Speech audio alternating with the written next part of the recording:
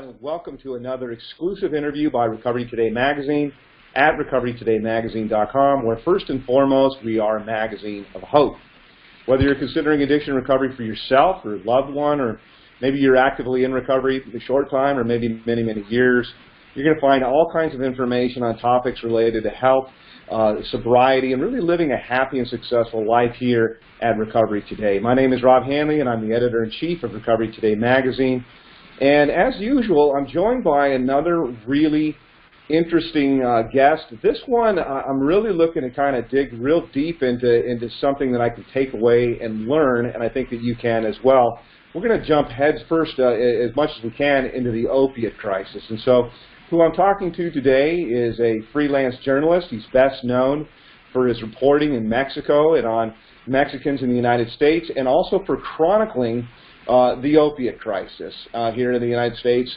He did this through his book, blockbuster, called Dreamland. He's been a reporter for 32 years. It's my absolute pleasure to introduce and have with me today Sam Quinones. Sam, thanks for taking a minute to jump on with us today.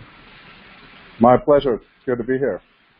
Absolutely. Well, let me just jump right into it for the purposes of your time. Let's jump right into Dreamland and the opiate crisis. I mean, as a journalist, you've been a journalist for many, many years. I know you've covered a lot of different things besides the opiate crisis, but how did you kind of get onto this track here of Dreamland and everything that you're doing there for our guests that might not know you? Well, I had lived in Mexico for 10 years, and then in 2004 came back to LA, where I'm from, and I got a job at the LA Times. The LA Times, I began covering the drug war in Mexico, and as part of that, I came upon this news that heroin traffickers were doing much bigger business now than they had in many, many years. I couldn't explain why that would be, because I thought heroin was this passé drug that no one would ever use again. You know, kind of ended in the late 70s, I guess. You know, that kind of thing.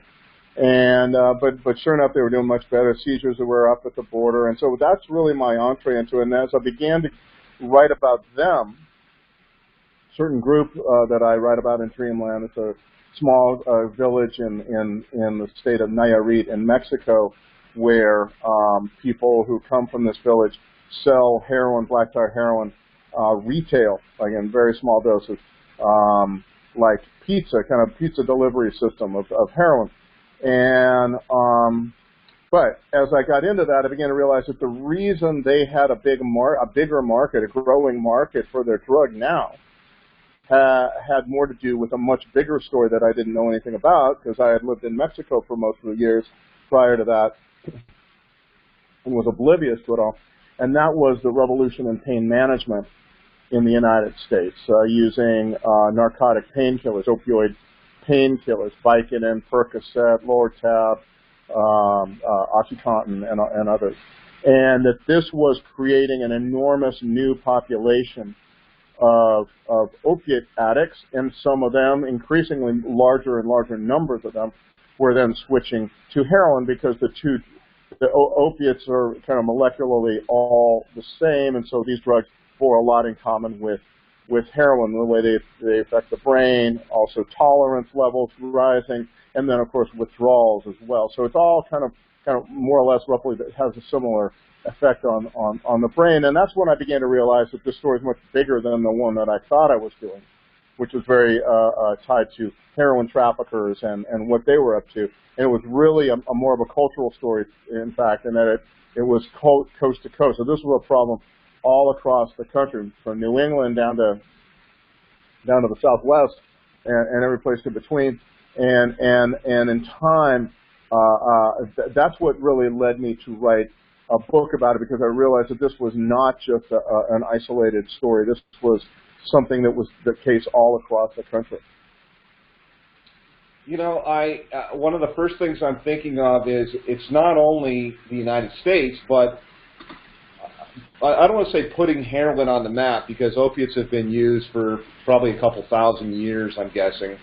But really going to kind of a hyperactive type of level. it wasn't just the U.S. where this happened, but this problem exists all over the world. So was it? No, that's not true. That it's only in the United States where this happened, and the reason for that is, now it's not that drugs aren't a problem in other parts of the world, and heroin is a problem in other parts of the world, Russia, Iran, various places. But in no place did this story play out other than the United States, where doctors were convinced, pressured, pushed, cajoled into writing more and more and more prescription painkillers for people's pain of all kinds. And that did not happen in any other country. And all of that led to, this is the first time we've had a drug scourge that did not originate in the underworld. This originates with doctors, with pharmaceutical companies, and that's where this comes from. And the statistics are fairly stark in that regard. You know, the UN's international drug trafficking kind of unit, the statistics they keep, in 1990, the world's total supply, the entire world used 3 tons of hydrocodone, opioid painkiller, in 1990. In 2010, the entire world supply of hydrocodone was 42 tons. Wow. And 99% of that was used right here in the United States. So this did not repeat itself any other place but here. Now, what you are seeing is examples of it maybe beginning in certain parts. Australia, England, Canada's had a little bit of a problem because they're so close to us. But I don't believe that it's really much of a problem elsewhere. And so it's that story of doctors prescribing, overprescribing an enormous new supply of pills unleashed on the country, and that creates a very large population of collateral damage in the form of addicts all across the country, and that those folks eventually use black market pills, prescribed painkillers, but it's sold in the black market, and then eventually they switch to heroin provided by, in this case, in our case, provided by Mexican heroin traffickers. All that story is really a uniquely American story. It hasn't happened anywhere else that I'm aware of. So where it is happening, in places now like Australia and Canada, wherever it might be, it's to a lot lesser degree. And it starts, and it's coming. It's a tidal wave that starts, or an earthquake with the epicenter here and spreading outward, rather than from a foreign country coming into the United States. Well, I think that in this case, pharmaceutical companies have seen the benefit to them of promoting these pills. And in some countries, you know, opioid painkillers probably aren't used enough. They do have a use. They are valid medicine. They are good. They are drugs to be used in surgery and so on. In some places, they don't use them enough. I would say in the countries we mentioned, I'm not sure I understand what the reasons are. All the reasons are for these places being beginning to see this problem. Again, it's not nearly on the level that we have, though. So interesting. So one of the things I want to get to, like, when this happened and why this happened, because, you know, even watching war movies from World War II and probably, I'm guessing, World War I, and maybe, for all I know, maybe even the Civil War. I remember even, you know, watching, even on Games of Thrones, they would give people, you know, a potion of the seed of the poppy. So, but I know at least in World War II, obviously people injecting morphine all the way through Vietnam, lots of people using heroin, probably the bulk almost, maybe I would say, of troops in Vietnam using heroin. Why all of a sudden, so we've got decades at the minimum in modern society in the United States using opiates. How all of a sudden did somebody get the idea? Was there legislation? What was the impetus behind this? No, I think it's pretty well documented that what began to happen is that pain specialists and pharmaceutical companies working together, believing themselves to be allies, began to promote the idea that we were in a country in an epidemic of pain, and we didn't do a good job of treating pain, and some of that was true, in fact. And there were people in pain that needed help. But then they began to sell the idea and push the idea that these pills, narcotic painkillers, could be used for all manner of pain on virtually everybody because they were selling the idea that these pills were virtually non-addictive when used to treat They literally told pain. people that. And this was an idea that has no scientific basis. Yeah. They were promoting as if it did, but it does not. And increasingly, doctors too were under a lot of pressure. This is a big part of the story as well. That it wasn't just the pharmaceutical companies were saying this. It was that we, American health consumers, were demanding cures for pain, and that when the doctor said, well, part of the problem that you have is that you don't eat well enough, you eat bad food, you smoke, you drink, you get any exercise at all these kinds of things that have to do with the wellness, our own accountability for our own decisions regarding wellness, what we consume, how much exercise we get, stuff like that. That was not really part of, people didn't want to hear that. People did not want to hear that from doctors. They just wanted to get a pill and be on their way. And so I think we were also fertile ground for that idea that Americans wanted to be quickly cured, convenient. They didn't want to have to go through lots of effort. We had very fast-paced lives. We didn't have a lot of time. There was a lot of things.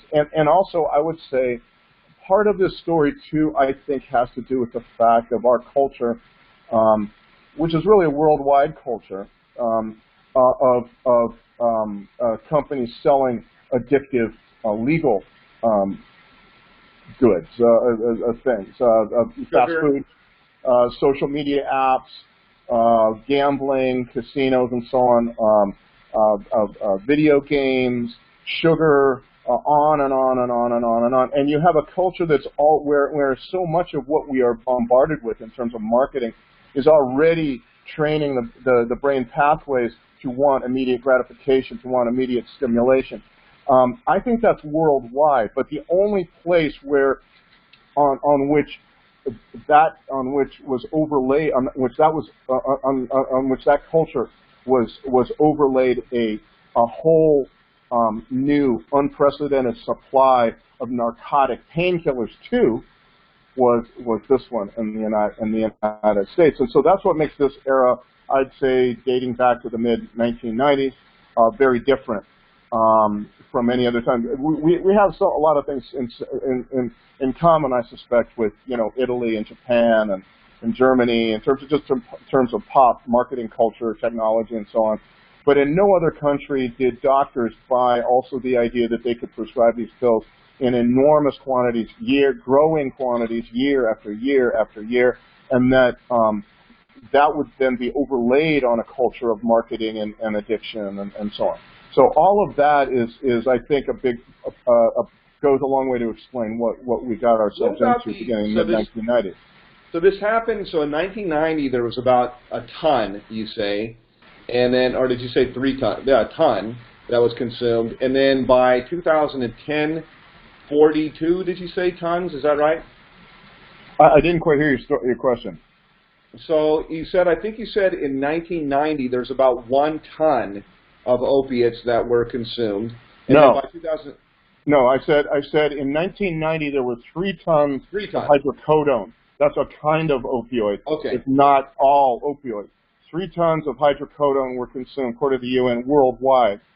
In 2010, it was 42 tons, and 99% of that, of the worldwide supply of hydrocodone, that's just one opioid, it's not all opioids, was consumed in the United States. So 99% of all hydrocodone. But those statistics, you can look at oxycodone, which is another opioid, and very similar thing.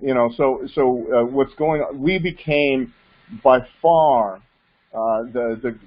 far and away the greatest consumer of opioids during that period. So was there? We talked about, and I mentioned before we started recording that about a year and a half ago, we had Congressman Patrick Kennedy on, who wrote the mental health parity bill. Sure. Recovering alcoholic, opiate addict, and was very knowledgeable. I can't remember some of the specific details on, like, he was telling us about legislation that was passed, and now there was like this move to push doctors.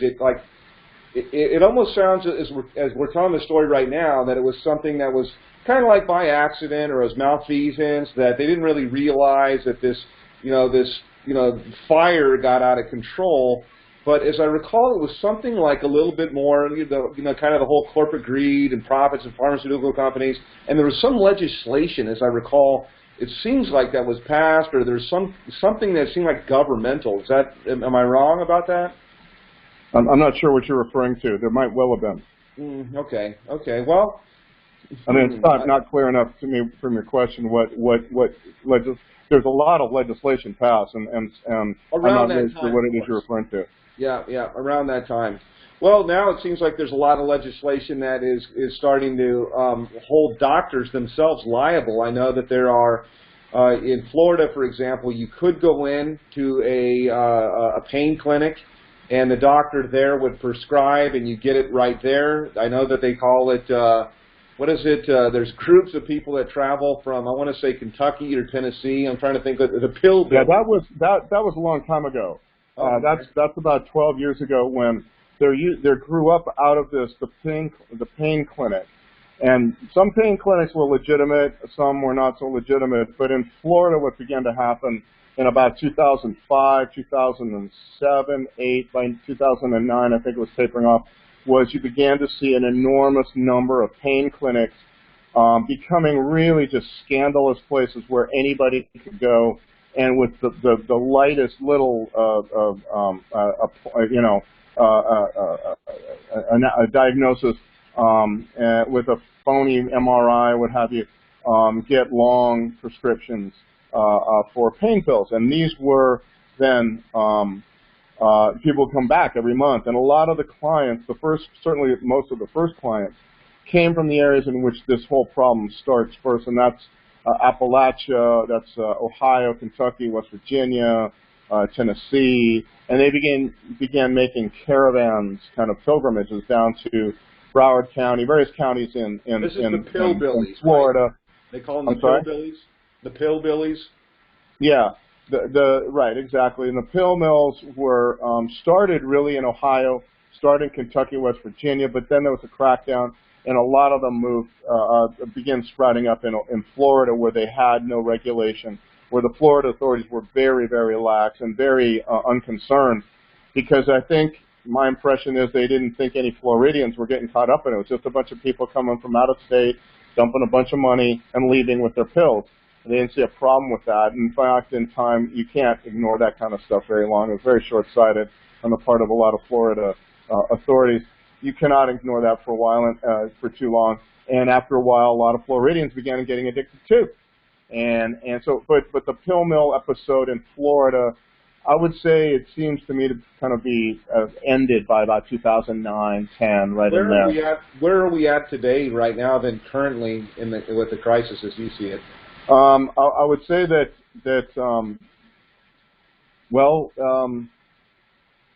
we're still in some bad straits, I would say. The new drug, of course, is fentanyl that has come out that kind of is replacing heroin, discovered by the underworld a few years back, and now being manufactured by the underworld and sent to the United States, either in the form through Mexico and the drug trafficking groups there, or directly from chemical companies in China via the mail, and to people here who then package it up or press it into pills or what have you. Fentanyl, of course, is another opioid. It's a synthetic one, no plant involved, and it is the most potent of all the opioids. Fentanyl and its analogs are extraordinarily potent, many, many times more potent than morphine, say. And so that has been the reason why in the last few years we've seen these record fatalities. Now that seems to be dropping off. I don't think, though, that that's because there's less addiction. I think it's because we have employed the use of Narcan, which is the opioid overdose antidote, in many, many, many parts of the country now. Cops have it. Common folks have it. I have it in my toiletry bag when I go on an airplane, for example. A lot more people. So what you're doing is you're seeing fewer people die. I don't believe that really means that there's less addiction, I have to say. It's not clear to me that that's the case anyway.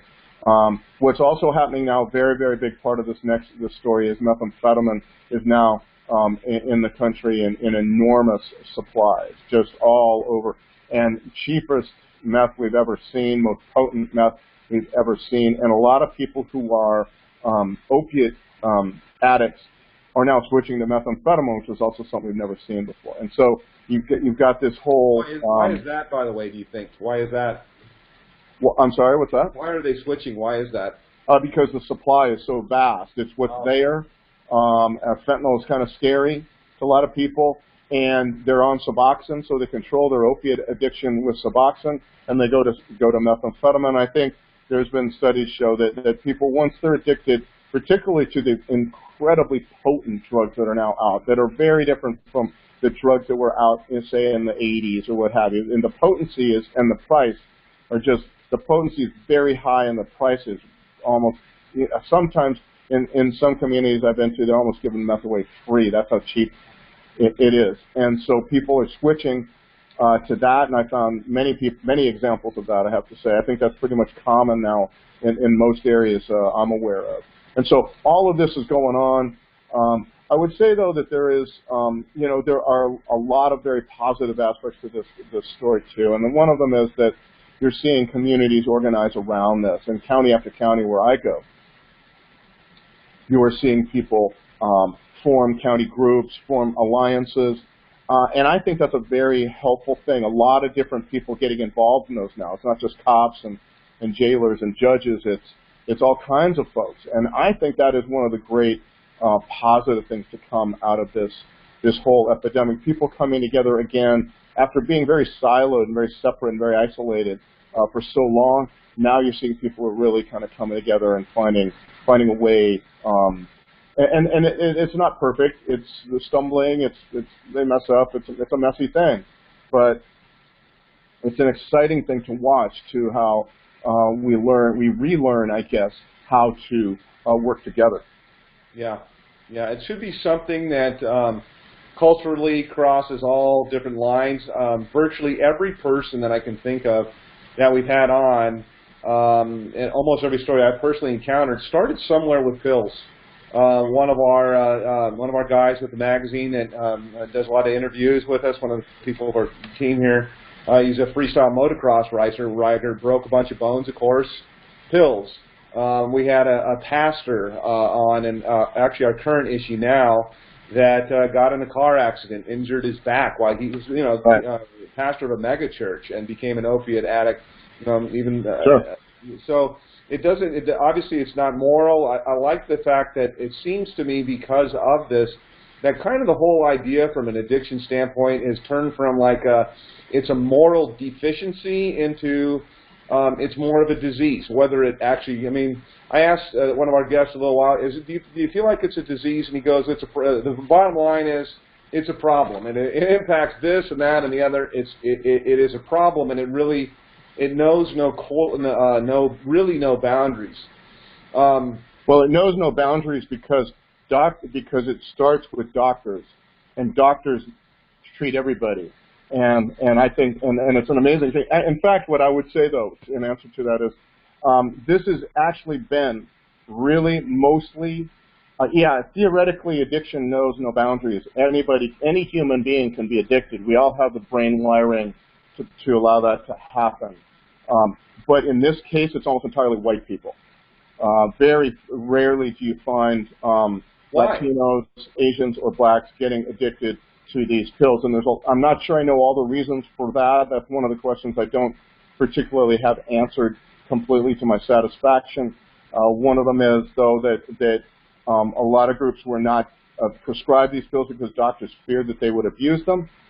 I don't think that's true of Asians, honestly. I know maybe blacks and Latinos, and I actually have to tell you, I know I've met blacks and Latinos who were prescribed these pills. The thing was that what you can say about this is that this grew from an attitude that was adopted by doctors, promoted by pharmaceutical companies, accepted by hospitals and Medicare and the VA and et cetera, all on and on, that said that these pills are virtually non-addictive, and therefore we can use them to treat almost any pain a patient that comes through through the door. And that is really what happened. That's why it's coast to coast. This is not geographically isolated. Some places are worse than others, but it's almost everywhere in this country that I've been able to find. And it doesn't discriminate as far as that goes either. But the geographic aspect to it is pretty widespread. It's largely, though, I would say, a white problem to this point. Native Americans as well, I would say. So you mentioned, that's interesting about Native Americans too. You mentioned kind of at the top about all kinds of addiction, whether it might be food addictions or I've heard fast food will make their buns sugary, and so we have everybody's heard the thing that if sugar were trying to pass the FDA right now would never be allowed in. It's got the same neurochemical as cocaine and so forth. And then also now we've got addiction to this and how many likes did I get and how many shares did I get and right, sure.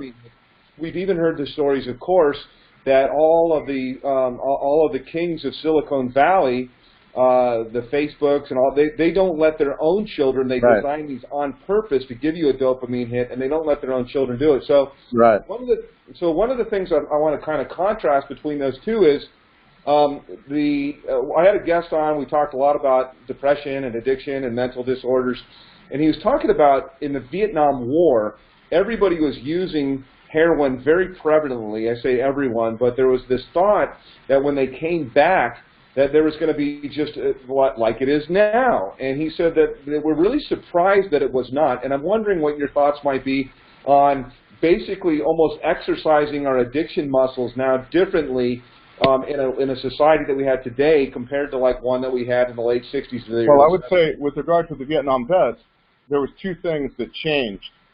One, they were no longer in the area of war, which may have held a lot of the triggers, the cues for them to continue using. They were back home in Idaho or Alabama or in, Portland, Oregon or whatever, and they were not confronted with the stress, with all the cues that you might have that might lead you to that. And at the same time, they were far, far away from very, very potent supply. The heroin that they had in the United States, some places it was potent, but mostly it was not. It was very weak. And I think it was simply a combination of those things that people just kind of gradually just faded away from it. They didn't need it and they didn't have anything triggering it the way they did back in the United States. Is there a connection that you think between all of the other addictions that we have now, the addictions to doing this? Yes, no, I think what's different now is a couple of things. One is, as I said, the dope on the streets is everywhere, and it's very cheap and it's very potent. And that's what makes this a different time than the America that Vietnam vets came back to in the late 60s, early 70s. But at the same time, companies have discovered and studied and perfected methods of selling us their products that really do rely on the same brain receptors and neural pathways that we all possess, and they understand how that works, and they do a very, very good job of understanding how they can make their products more appealing to us. The people who designed the Facebook like button, both of them have quit Facebook and are now very public about their dismay at how that thing has worked out. Sugar is now, I think, ought to be taxed, just like nicotine and alcohol. It's not a food; it's an additive, and it is just as addictive as alcohol and goes into the same neural pathways that heroin does. I think there's lots of studies showing the extraordinary addictive nature of sugar and how rats behave that are addicted to sugar. For example, tests have been shown rats addicted to sugar have behaved very much like rats addicted to heroin in a variety of ways. And so, yes, I think we are now inundated in ways through the internet, through media, through marketing, inundated with ploys and proddings to get us to use products that are very addictive that we never had even 20 years ago or 30 years ago. I don't believe this is a very different time now, particularly with social media. All these companies just studying how to get us to like this and like that, and be addicted to our likes and all that kind of stuff. I think there's a big field. It probably will grow up, and I think it's already there, but it could grow bigger, of how to control your own media addiction, your own social media addiction. Meanwhile, I would say that I can tell you from personal experience, there's no better way of living a kind of a more liberated life than stopping to eating sugar. It's amazing to me that when did you stop eating sugar? How long? In the middle of writing the book. I stopped really first with sodas and sweet drinks. And I just don't. No ice cream. And whenever I go to a movie, I have a Coke, but that's about it. And so that's like 3 or 4 Cokes a year. And I really don't eat many cookies or candy anymore. I used to eat them a lot. Ice cream. Ice cream. On occasion, special occasion with my daughter, but it's not like I do like some of that stuff. I found it very easy not to live without sodas, I have to say. And what I find interesting, and I think what we're also learning, is that in addiction treatment and recovery and treatment centers, we need to also begin to implement protocols for, have part of recovery be physical exercise and better nutrition. Because you go to these places where people are recovering from, the effects on the brain of heroin or methamphetamine or cocaine, and that's fine. They're not doing methamphetamine, they're not doing heroin, they're not doing cocaine, but they're sitting around. They're not exercising. They're not exercising. Exercise can be a really positive alternative, and they're eating, chips and Pepsi and all this junk food that is hitting the same receptors that the heroin and the meth and the marijuana and the alcohol hit. So to me, I think the advances in neuroscience are showing us what we need to do to advance addiction treatment too. It cannot just be that you go somewhere and you don't do drugs. It also has to be kind of a different approach to wellness, to physical exercise, to nutrition. All of that, because it's all hitting the same brain pathways. It's not different. Just because it's heroin doesn't mean it's any different from sugar. You know that they've done studies? Check this. This blows my mind, really. They have done studies, or studies out there that show that rats that are addicted to sugar, when they are given naloxone, which is the opiate, the Narcan, when they're given Narcan, opiate overdose antidote, that they go into withdrawals, just like a heroin addict. When a heroin addict is given naloxone, he goes into withdrawals. He's deprived of the drug that he's always had and believes he needs, and then so his body begins to go into withdrawals. Well, rats on sugar behave the same way on naloxone.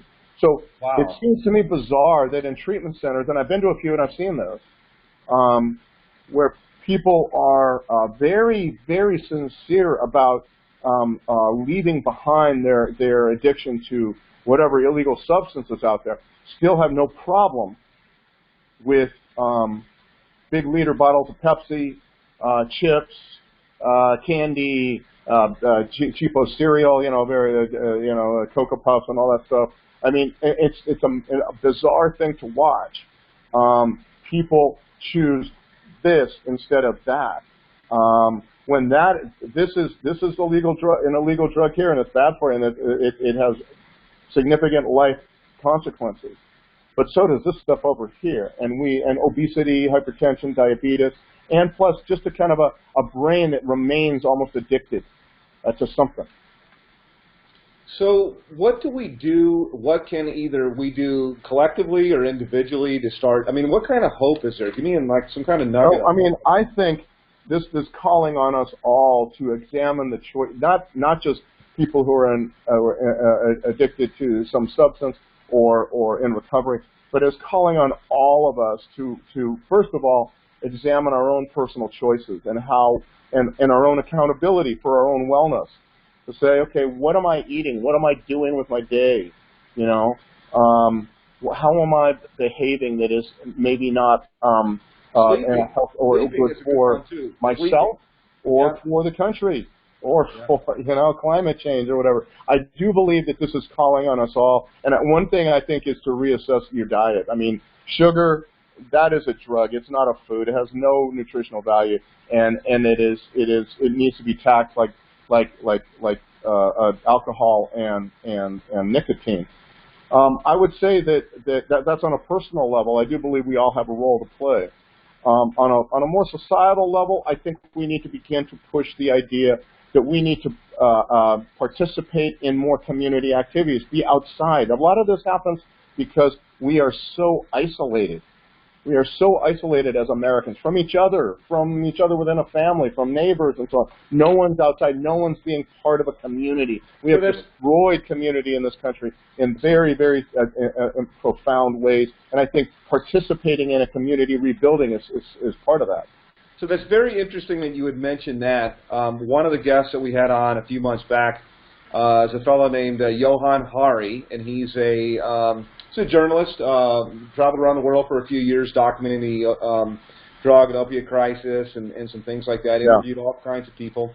Sure. And he talked about a couple of things. He talked about Rat Park, this model where some rats given cocaine or opiates, and then the other ones given cocaine and opiates, but they could fornicate and play on things, and there's lots of fun.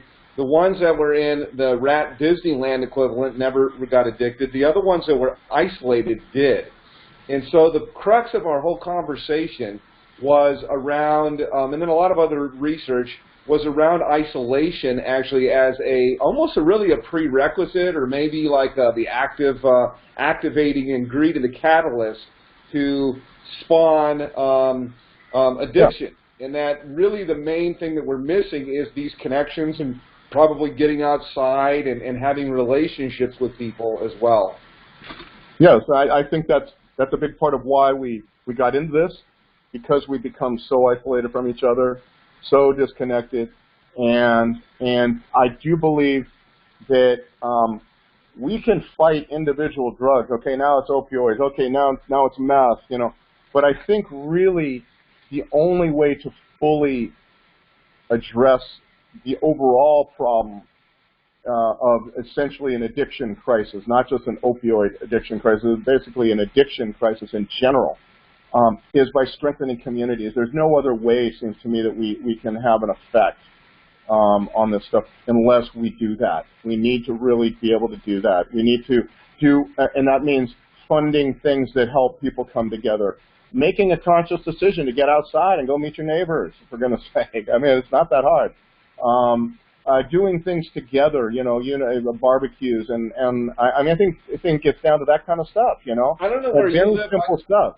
Yeah, I live in the burbs, and I live in an area that's pretty high density houses. I mean, I can look out the window, probably 20 feet away, sidewalks, pretty idyllic. And I find it interesting that, and I've lived in the same place for a long time, and I find it interesting that when I first moved here, you did actually, about 15 years ago, actually had a lot more interaction, and actually did have neighbors over for dinner occasionally. Now, I literally, for most of my neighbors, we've lived here, people have come and gone. I don't know them. They don't know me. They're barely even a hi. And I think what we need to do is, used to be the community happened naturally. All the kids would play outside. The parents would get to know the other parents through the kids a lot of the time. Everybody would be at the park. Now, you actually have to, and frankly, when I was a kid growing up, the way you got punished was you were not allowed to go outside. That's right. Now, being forced to go outside is some kind of punishment because no one's outside. Part of it is, too, I have to say, the families are smaller, so that you don't have the critical mass of kids for every family. It's 1 or 2 kids instead of 4 or 5. We had 4 in my family, So there is a big difference. What that requires, I believe, is on each block. Literally, this is what it requires, is you kind of organizing things, consciously planning, what are we going to do to get people outside? First of all, it happens slowly, but it does build, and we've done that on our street. Gotten more outside, gotten to know folks, because everybody wants to, and everyone's afraid to at the same time. Everyone wants to know. Everyone wants to be part of a community. Well, we're too busy. And everybody doesn't know. Nobody knows how to do it. And the only way to do it, I think, is really just get outside and start doing it, and play and organizing activities. And so pretty soon, after a while, people begin to say, oh yeah, okay, I know that guy. Say hello to him when he's in his car off to go to work. Get his paper when he's gone for a few days, that kind of thing. It's these little things that we got away from that I think help build a bulwark, a community, a bulwark against these problems of drug addiction and other things that are really exacerbated once everybody's isolated and fragmented. So we're talking about, obviously, doing this on an individual basis and encouraging everybody to get out there and do it. I wanted to have hope, but I got to say, like, the first thing that pops into my mind is, like, I think I'm not going to do that. I don't have time to do that. And why should, somebody else should. But all I could say is, yes. I mean, I would say this, that we're doing it on our street, and people don't have any more time here than they have anywhere else. So you just have to make a priority of it. And you have, particularly when the weather's good, it has to be something that, and it seems to me, I've thought a lot about this. I mean, we don't do this organically anymore as a culture, which is very sad. In some lucky streets they do, but most places in America, I don't think they do anymore. Yeah. And I really do believe in the power of doing that. That once you do that, you begin to have a cohesive neighborhood.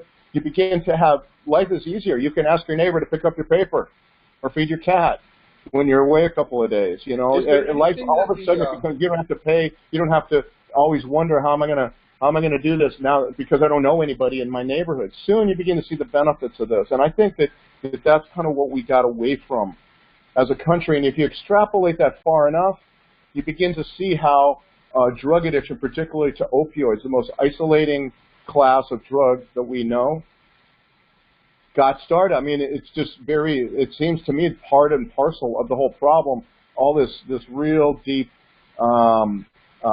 isolation that we feel. And I really do believe it's very basic stuff. It's not very complicated. It's simple. It's not easy sometimes because people aren't used to it anymore. And we need to get used to the idea of being outside, saying hello, going up at 5:30 when you get home from work and saying, hey, how you doing, hanging out for a few minutes talking to the neighbor. It's much better than just shutting yourself indoors, and it leads to a happier life and a happier neighborhood, I think. Yeah. And I think the neighborhood as bulwark against drug problems. Yeah, I agree. I think that's a really great solution. So the cornerstone of all of this then is connections and purposely, if it's to be, it's up to me type of a thing, and say hello to a neighbor, invite somebody over for a barbecue or for dinner or something. Just starts with pretty much, hi, how you doing today type of thing. I think so. I mean, it's weird to say that, but I do believe that a lot of problems can be resolved or not even come up when that begins to happen more often. Just so many things don't present themselves as problems once you have more than just yourself involved. Once you have neighbors who can come together, and once you have kids running around and playing on bikes, everyone's more active. You don't have boys cooped up indoors all day long, getting all very antsy and then being diagnosed with ADHD when what they really have is a lack of ability to just go out and run every day, which is what every boy needs. I got something for you.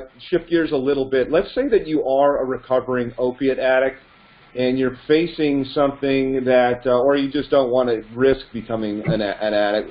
What are your thoughts on things like alternatives like CBD and things like that for pain alternatives and things that are... Yeah, I'm not sure I'm qualified right now to talk about that yet. I want to see more studies on that, honestly. I don't know. I don't want to say it has no use, but I really don't think we have studies that show to the degree that we need to how whether or not that can be a help. I feel... Look, I've never been addicted to opiates, but I have been addicted to nicotine.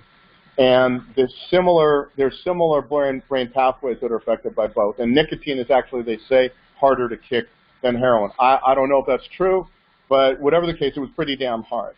I quit 9 times, all right? 9 times. I relapsed 9 times. So addiction and relapse go hand in hand frequently.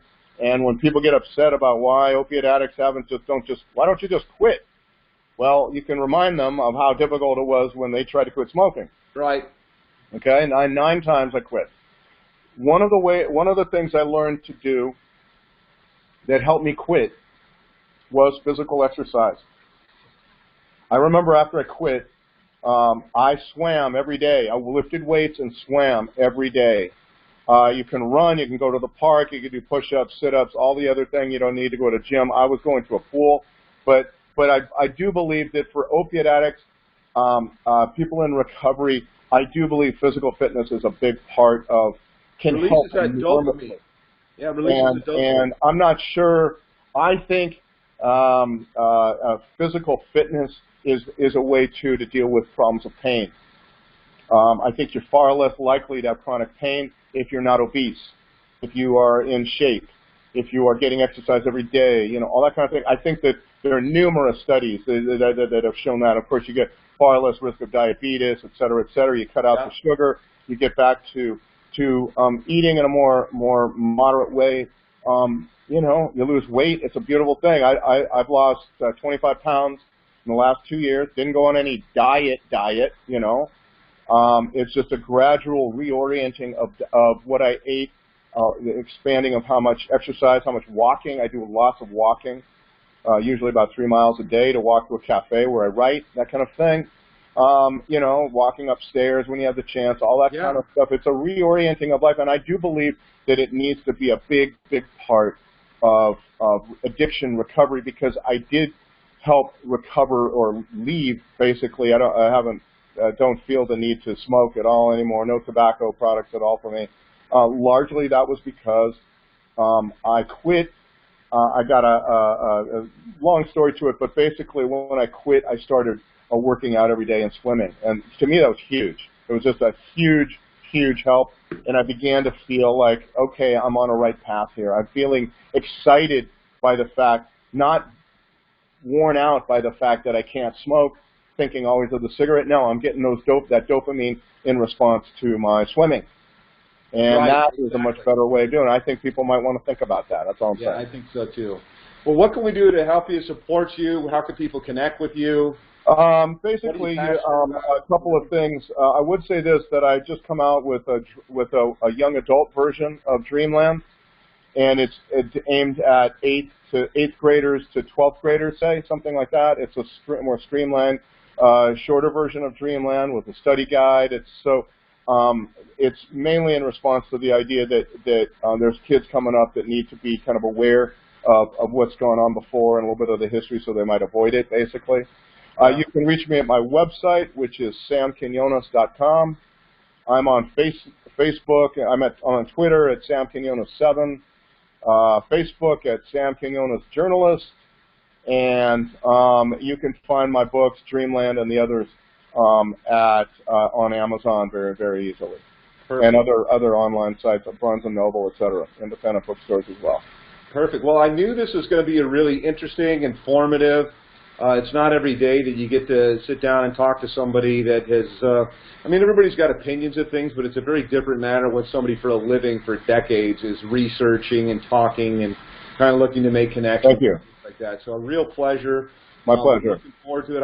I have a need for, I've got kids myself that are that age, so I think I'll get a copy of the new kids version, and I appreciate you taking the time.